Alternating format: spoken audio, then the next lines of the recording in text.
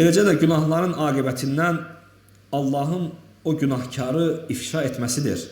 Abu Darda radiyallahu anh buyurur ki, əgər Allaha itaat edən şəxs 7 qapı arxasından Allaha itaat eləyərsə, o itaatin təsirini Allah insanlara nə vaxt olursa olsun çıxarıb göstərər. Eləcə də əgər Allaha asi olan kəs 7 qapı arxasından Allaha asi olarsa, o asiliyin təsirin, əsərin, izin insanlara Allah Subhanahu taala o 7 qapı arxasından çıxarar.